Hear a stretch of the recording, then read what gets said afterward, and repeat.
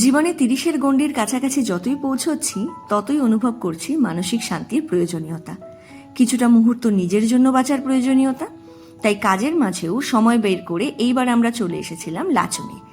যারা আমার এই জার্নির আগের পর্বগুলো দেখোনি তাদের জন্য আগের ভিডিওগুলোর লিঙ্ক ডেসক্রিপশন বক্সে দেওয়া রইল।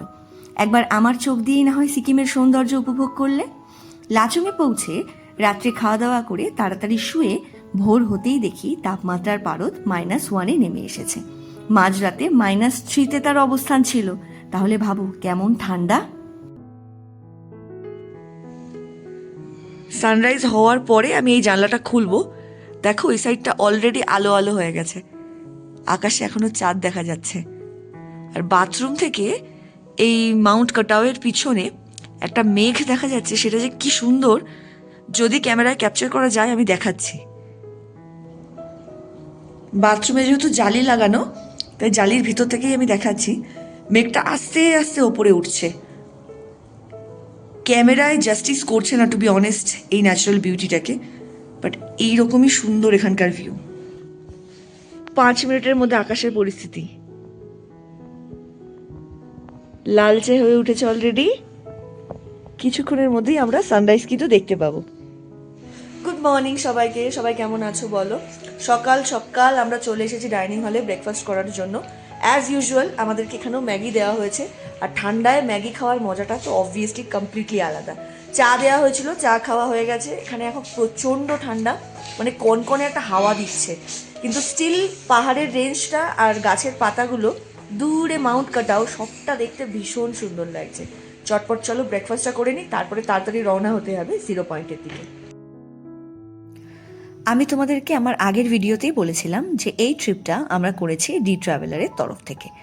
কম বাজেটে এত ভালোভাবে ঘোরার আশা না নিয়ে তাদেরকে বুক করলেও হোটেল, খাওয়া দাওয়া সব কিছুই আমরা পেয়েছিলাম অতুলনীয়। সাথে ছিল পাহাড়ের অগাধ ভালোবাসা এবং সকাল সকাল কোনো এক অচেনা পাহাড়ি বাড়ির চিমনি থেকে ওঠা ধোঁয়া, পাহাড়ি নিস্তব্ধতা আর বন্ধুদের সাথে ছেলেবেলার স্মৃতিচারণ করার সুযোগ।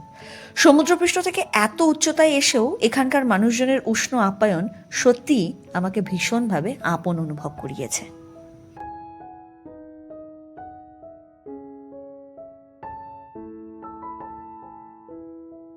ব্রেকফাস্ট আমাদের ডান, আমরা রওনা হচ্ছি। ভাবি 1 মিনিট, একটা জিনিস দেখো, ছোট্ট বেবিটাকে দাঁড়াচ্ছে।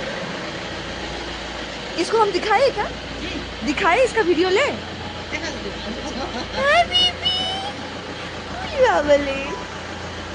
কি কিউট না? চলো রওনা হচ্ছি আমরা, আমাদের গাড়ি স্টার্ট নিয়ে নিয়েছে, দেখা হচ্ছে রাস্তায়। যারা লাচুংয়ে ঘুরতে এসে সাইট সিইংয়ে যেতে চাও তারা কিন্তু অবশ্যই সকাল সকাল বেরিয়ে পড়ো, কারণ এখানকার রাস্তায় বেলা বাড়লে একবার যদি জ্যাম লাগে তাহলে সেই জ্যাম পরিষ্কার করে গন্তব্যে পৌঁছানোর আশা প্রায় তেল শেষ হয়ে যাওয়া প্রদীপের আলোর মতন অবস্থায় পৌঁছবে। রাস্তার অবস্থা বেশ কঠিন এবং এক পাহাড় ক্রস করে অন্য পাহাড়ে পৌঁছতে হয়, তাই হাতে সময় নিয়ে বেরোনোটা খুবই জরুরি। এবার আসি লাচুংয়ে আসার আগে অথবা এই আশেপাশের জায়গাগুলো দেখার আগে কোন জিনিসগুলো তোমাদের ভীষণভাবে প্রয়োজন পড়তে পারে সেই বিষয়ে। প্রথমত, এই ট্রিপে আমরা যাব 0 পয়েন্ট, তাই ব্যাগের ভিতরে অক্সিজেন ক্যান, কর্পূর এবং ডার্ক চকলেট এগুলো রাখাটা সেফ অপশন। চাইলে যদি কারোর বমি হয় বা অল্টিটিউড সিকনেস হয় তার জন্য পার্টিকুলার মেডিকেশনও কিন্তু তোমরা তোমাদের ব্যাগের মধ্যে রাখতে পারো। সবার যে এগুলো লাগবেই এমন কোনো কথা নেই, তবুও সাবধানের মার নেই। দ্বিতীয়ত এবং ভীষণ গুরুত্বপূর্ণ বিষয় হলো পারমিট যদি করানো না থাকে তাহলে ঘোরা তো দূরের কথা, উল্টে শাস্তি এবং ফাইন হওয়াটা পাক্কা। তৃতীয়ত, এখানে আশেপাশে প্রচুর আর্মিদের ক্যাম্প আছে, তাই কোথায় ভিডিও করছো, কখন ক্যামেরা অন করছো, প্রত্যেকটা জিনিস বুঝে এবং সেই সম্পর্কে জেনে তবেই তোমরা করবে। আশা করছি এখানে এসে তোমরাও ভীষণ ভালোভাবে অসাধারণ প্রাকৃতিক সৌন্দর্য উপভোগ করতে পারবে। চলো আজকে প্রথমেই তোমাদেরকে নিয়ে যাব একটা অসাধারণ গন্তব্যে।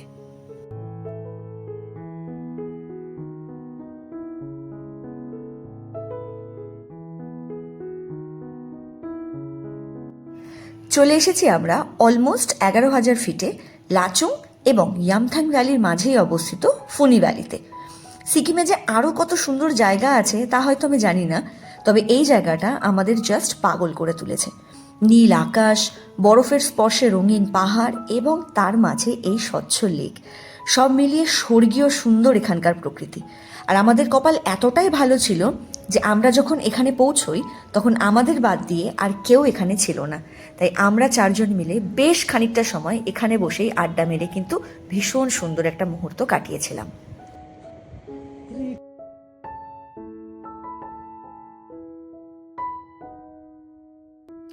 ফুনি লেক দেখে প্রায় 11,800 ফিট উচ্চতায় উঠে আমরা জানতে পারি যে এখানে আছে natural sulphur rich hot spring.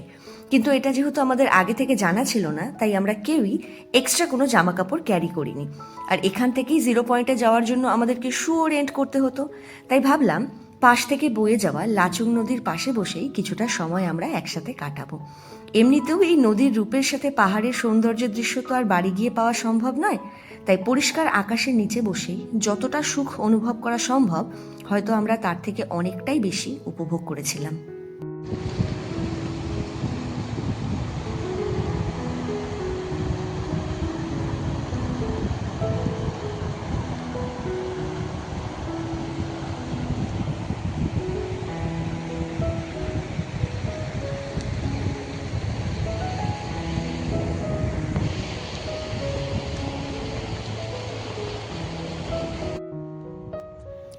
আচ্ছা, ভ্যালি অফ ফ্লাওয়ার বললে সবার প্রথম কোন উত্তরটা তোমাদের মাথায় আসে?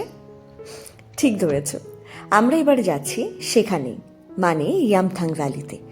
রডোডেন্ড্রনের কোমল আলিঙ্গনের মাঝের রাস্তা ধরেই আমরা সোজা পৌঁছলাম ইয়ামথাং ভ্যালিতে। এই জায়গার কিছু বিশেষ বৈশিষ্ট্য আমি তোমাদেরকে ভিডিওর শেষে অবশ্যই বলবো, কারণ 0 পয়েন্ট থেকে ফেরার পথে আমরা আবার এখানে আসব। যেহেতু টাইমের মধ্যে 0 পয়েন্ট না পৌঁছতে পারলে এবং সেখান থেকে না বেরোতে পারলে অতিরিক্ত ঠান্ডায় শারীরিক সমস্যা হলেও হতে পারে, তাই আমরা সম্পূর্ণ তৈরি হয়ে আগে যাই চলো 0 পয়েন্টে। সেখান থেকে ফেরার পথে তারপর তোমাদেরকে ইয়ামথাং ভ্যালি সম্পর্কে অনেক তথ্য দেব।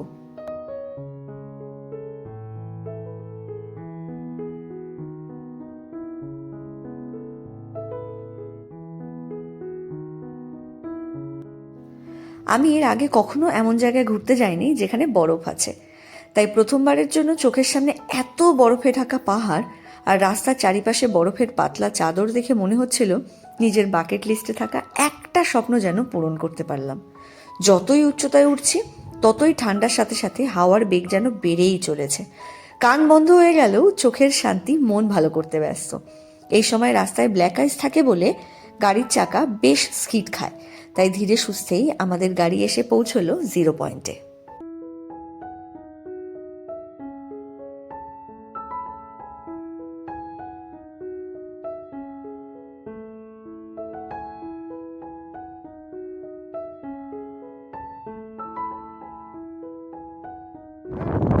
আমরা এসে গিয়েছি 0 পয়েন্টে। আমরা মোটামুটি ওপরে ছবি তুলেছি আর চারিদিকে দেখতে পাচ্ছি।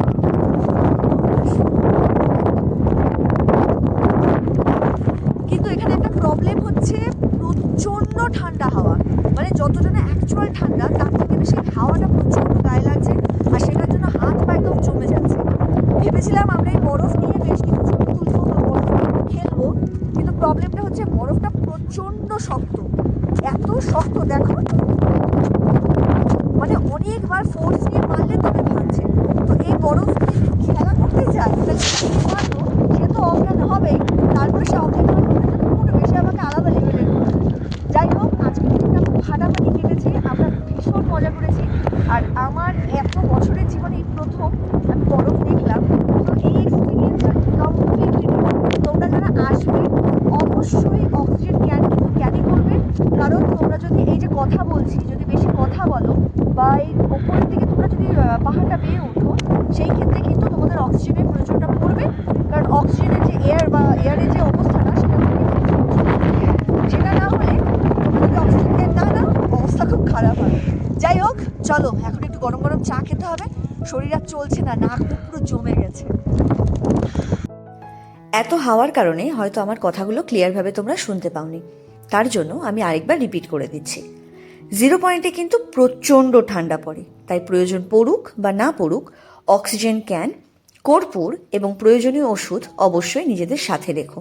সূর্য পশ্চিমে ঢলতে শুরু করলেই যেহেতু এখানকার তাপমাত্রা অনেকটাই নিচে নেমে যায়, তাই হাতে সময় রাখার জন্য তাড়াতাড়ি এখানে এসে পৌঁছিও, যাতে বেশ কিছু সময় এনজয় করে আবার সময় থাকতেই এখান থেকে বেরিয়ে পড়তে পারো।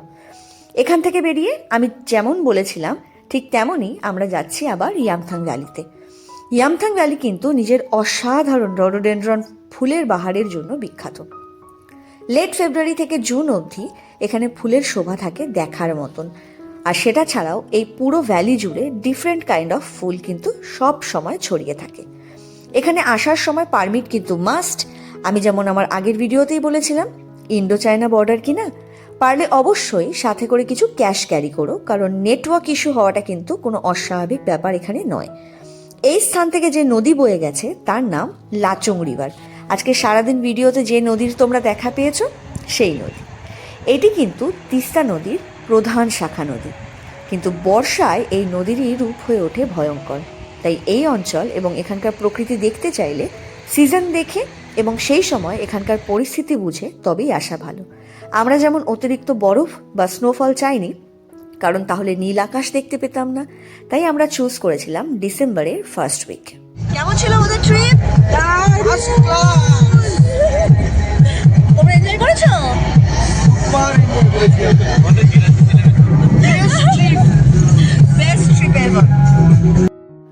সারাদিন একবার এদিক থেকে ওদিক, একবার ওদিক থেকে এদিক করে পেট এবার জানান দিচ্ছে পেটে এখনো ভাত পড়েনি। চলো চটপট ফেরত যাই আমাদের হোটেলে, ভীষণ খিদে পেয়েছে। সারাটা দিন জার্নি করার পরে এখন এসে পৌঁছলাম আমরা আমাদের হোটেলে। আর আমাদের রাস্তায় টুকটাক খাওয়া দাওয়া হলো, মেইন লাঞ্চটা খাওয়া হয়নি, কারণ আমাদের প্যাকেজের মধ্যেই লাঞ্চটা ইনক্লুডেড ছিল, ফলে হোটেলে এসেই খেতে হতো। এখন বাজে 4:32, এখন আমরা বসবো লাঞ্চ করতে। সম্ভবত ডিম কারি বা সামথিং কিছু রয়েছে, জানি না, সেটা দেওয়ার পরে আমি দেখাবো। একটু খাওয়া দাওয়া কমপ্লিট করেই ওপরে গিয়ে ফ্রেশ হব। চলো। আজকে লাঞ্চের মেনু ছিল ভাত, 2টো ডিম দিয়ে ডিমের কারি, বাঁধাকপির তরকারি এবং ডাল। চটপট খাওয়া দাওয়া করে একটু রেস্ট নিয়ে দেখা করব সন্ধেবেলা। সন্ধে হতেই আমাদের আবার খিদে পেয়ে গিয়েছিল, তাই আমরা অর্ডার করেছিলাম 1 plate fried chicken momo, 1 plate steamed chicken momo এবং চিকেন থুকপা। এই ঠান্ডায় বসে গরম গরম খাবার খেতে যে কি ভালো লাগছিল তা তোমাদেরকে বলে বোঝাতে পারবো না। খাওয়া দাওয়া করে বেশ খানিকক্ষণ আড্ডা দিয়ে আমরা আবার চলে এসেছিলাম ডিনার করতে।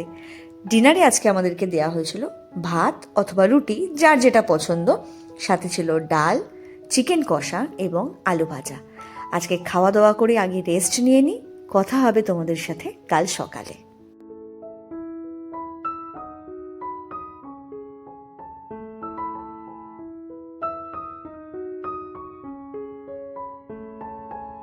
Good morning. সকাল সকাল সাজুগুজু করে রেডি হয়ে নিয়েছি।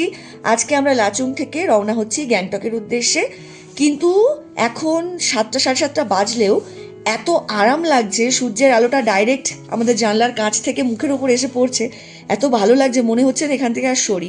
বিকজ বাইরে প্রচণ্ড ঠান্ডা, যদিও এই ঠান্ডাটার একটা আলাদা আমেজ আছে, একটা আলাদা মিষ্টত্ব আছে, কিন্তু আমরা এই রকম ঠান্ডাতে অভ্যস্ত নই, তাই আমাদের নাক মুখ সব দিক থেকে জল পড়ছে।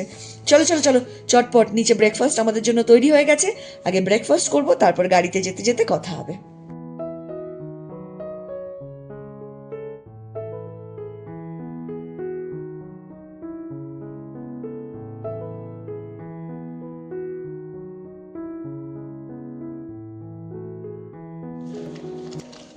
তাকাওনি? মজা হচ্ছে? দারুণ দারুণ মজা করেছি না আমরা? কেমন মজা হয়েছে ভাই? দুর্দান্ত, দারুণ মজা হয়েছে বল। আমাদের প্যাকেজটা সত্যি খুব ভালো, খুব ভালো ছিল। ভাবি কেমন ছিল ট্রিপটা? মুখে কিছু বলো। ভালো, কম কথা বলা পাবলিক। ঠিক হ্যাঁ, তাহলে আমরা এখন চা খেয়ে নিই, চা খেয়ে আবার চটপট রেডি হয়ে রওনা দিতে হবে। ব্রেকফাস্টে গরম ধোয়া ওঠা ম্যাগি খেয়েই আমরা বেরিয়ে পড়বো গ্যাংটকের উদ্দেশ্যে। এই লাচুং জায়গাটা আমার পার্সোনালি ভীষণভাবে ভালো লেগেছে, আর ভালো লেগেছে এখানকার মানুষজনের আপ্যায়ন। যে প্যাকেজে আমরা এই ট্রিপটা করেছি তার সম্পূর্ণ ডিটেলস এবং বাজেট থাকছে আমার ডেসক্রিপশন বক্সে। প্রথমবার জানো তো আমরা কোনো প্যাকেজ ট্রিপ চুজ করেছিলাম, কিন্তু এত ভালো যে তাদের আয়োজন হবে আমরা ভাবতেই পারিনি। তাদের আপ্যায়ন এবং কেয়ারের জন্যই বরং আমাদের এই ট্রিপটা এত ভালো হলো। এখান থেকে গ্যাংটক পৌঁছানোর পরেও তাদের কেয়ারেই থাকবো আমরা নেক্সট দিন। সো কেমন কাটছে আমাদের নেক্সট দিনটা জানাবো পরের ব্লগে। প্লিজ এভাবেই পাশে থেকে যেও। অনেক ভালোবাসা, অনেক আদু আদু। সবাই খুব ভালো থেকো। টাটা।